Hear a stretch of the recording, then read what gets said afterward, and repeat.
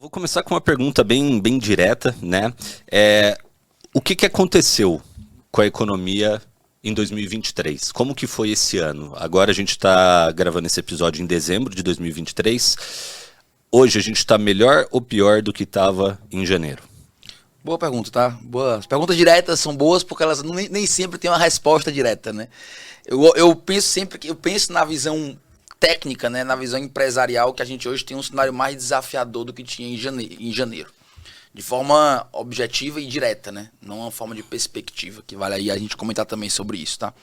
O que aconteceu esse ano, né? Eu acho que esse ano é um ano que merece uma explicação mais profunda, né? Então a gente houve aí uma mudança de governo, né? Houve uma mudança de política econômica, né? Um olhar econômico diferente que a gente tinha no governo Bolsonaro, ali capitaneado pelo Paulo Guedes, e agora entrando, né? Entrou nesse ano, retornou, né? O Lula e colocou aí o Haddad na frente da pasta da economia, na frente das decisões econômicas do país, e houve aí algumas mudanças, né? É importante a gente pensar que isso mudou a política econômica do governo. Todavia, hoje, a gente tem que pensar Brasil de uma forma um pouco mais consolidada do que a gente pensava há 20 anos atrás, quando houve Lula 1, né, o primeiro governo do Lula. Hoje nós temos um aparato estatal que ele corre em paralelo ao aparato governamental, né? Vou deixar bem simples isso aqui para não ter discordâncias, tá? Existe o governo, né, que é eleito a cada 4 anos, que aí vem e troca muita gente, movimenta muito, por isso um grau de incerteza muito grande no Brasil a cada 4 anos, porque realmente o governo vem e cada governo pode movimentar muitos cargos, definir realmente direcionamentos muito distintos, isso movimenta muito, né, pode mudar muito o país a cada 4 anos. E existe o Estado, que é uma coisa mais consolidada, né? Que é um bloco mais difícil de ser mudado, que é um bloco que não vai ser de um ano para o outro que vai ser modificado. Quando a gente fala em Estado e em economia, né, desse Estado, da participação do Estado na economia, e não só do governo, a gente tem que falar de um agente muito importante chamado Banco Central, né?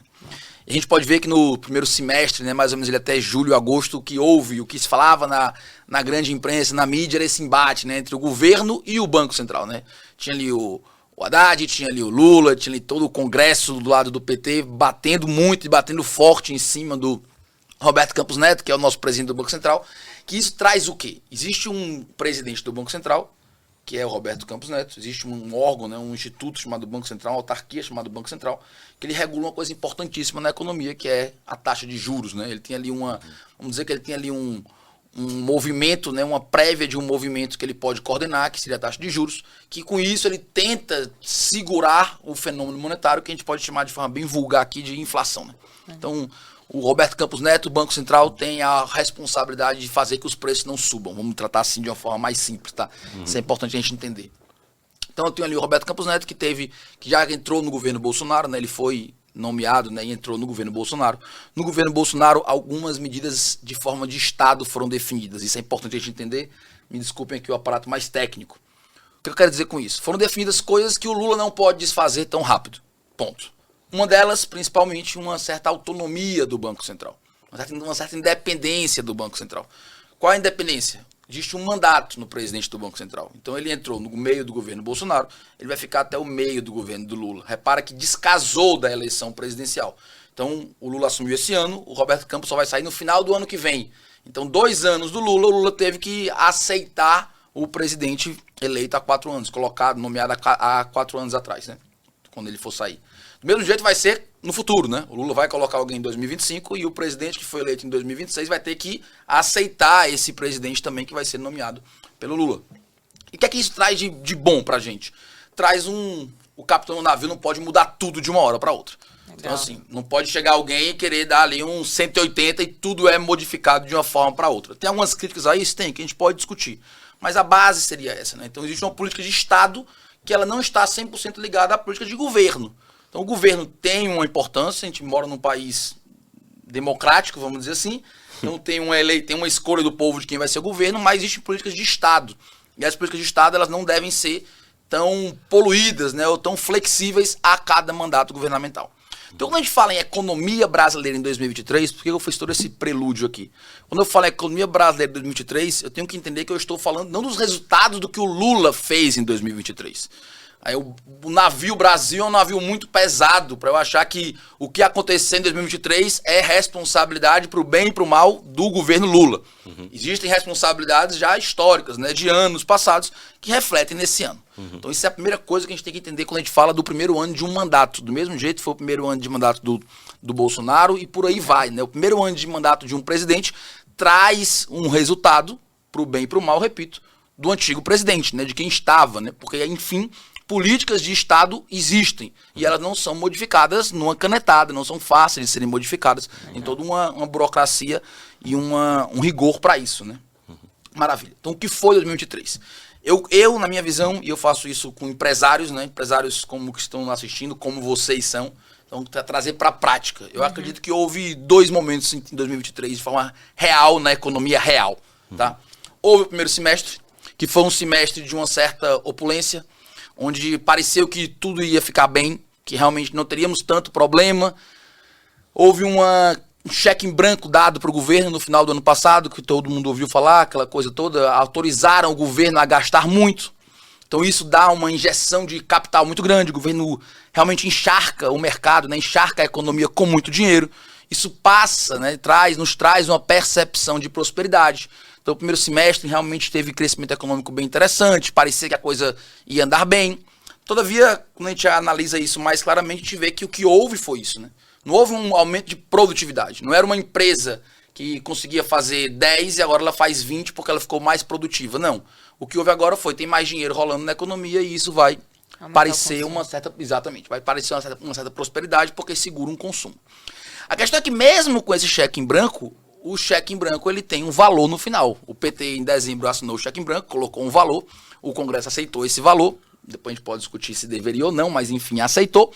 Só que esse valor mesmo assim ficou pequeno e ficou curto, e quando a gente chega ali em agosto, mais ou menos, começo de setembro, podemos dizer que agosto é o melhor período para dizer isso, o cheque ficou curto e perceberam que, não vai ser suficiente para a gente manter essa injeção aqui dentro. E aí agora o que vamos fazer? A gente pode pensar, às vezes, a gente acha que o governo, né, o presidente, principalmente na pessoa dele, pode gastar quanto quiser, né? O Lula pode gastar. Não é assim que a coisa acontece, né? Existe uma pressão toda do mercado para promessas serem feitas. E né? desculpa, só para acompanhar, quanto que foi estabelecido? 170 bi, mais ou menos, foi colocado como o teto que ele poderia gastar a mais, né? De idade rombo, né? Tu fala assim, né? 170, depois para 210, depende se a gente tá falando de discricionário ou não, mas fica mais ou menos por isso, tá? Só que esse dinheiro ficou curto. Essa é a contando aqui uma grande história de forma mais resumida. Esse dinheiro ficou curto. E esse dinheiro ficou curto como, Raduan? O governo gastou muito. E o governo, quando foi ali no final do segundo trimestre, fez uma promessa. Que era, esse ano eu vou gastar isso, esse 170, esse 200 e pouco. Mas ano que vem eu prometo que eu vou equilibrar, que é o que é a discussão hoje, né, no dia de hoje aqui, meados de dezembro, a discussão hoje do mercado o governo vai cumprir a promessa de não ter déficit primário ano que vem. Resumo, que é déficit primário. Eu gasto exatamente o que eu arrecado, ainda podendo colocar o gasto de juros, tá? Então, o déficit primário é uma conta que a gente não olha o rolar a dívida, os juros, o rolar a dívida toda, é só uma questão de quanto eu estou arrecadando e quando eu estou gastando. É como se zerasse isso, então aí não acumulasse dívida. Exatamente. Igual uma empresa, o quanto você vendeu, o quanto você gastou, zerou o jogo no final. Exatamente. Fora o que você tem que pagar de dívida. Tá. Então você fala assim, eu tenho uma empresa e eu tenho que pagar 10 mil reais por mês para dívida. Mas eu ganhei 90 e eu gasto 90. Pronto, meu déficit primário, né, que é essa expressão que só existe no Brasil, tá? A gente usa esse negócio de déficit primário, essa expressão brasileira. É zero quando isso acontece. Então assim, eu não gerei nenhuma economia para pagar a minha dívida. Todavia, eu não piorei o cenário. O governo prometeu que queria fazer isso ano que vem. Então, quando a gente viu aquela coisa toda que houve ali no primeiro semestre, no finalzinho do arcabouço fiscal, o Haddad querendo, aquela coisa, é bom, é ruim, o que foi o arcabouço fiscal? Tem várias medidas em cima dele, mas principalmente regularam um pouco quanto o governo poderia gastar, uma regulação, ao meu ver, frouxa demais, até deveria ser muito pior, muito mais rigorosa, né, pior nesse sentido, mas mesmo sendo frouxa, ficou radical demais para o que a gente tem hoje de governo do PT. E aí o governo falou, ano que vem eu prometo zerar. Chegamos agora em dezembro e a conta não parece fechar, porque vai zerar.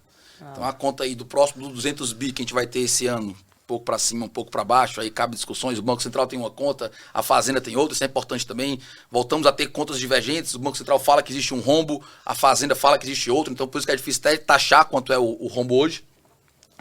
Ano que vem é a promessa de zerar. Então ano que vem o governo prometeu, eu vou entregar 0, eu não vou piorar a situação. Então o que eu arrecadar eu vou gastar. E não vou pedir mais dinheiro para isso, como esse ano ele está precisando de mais dinheiro.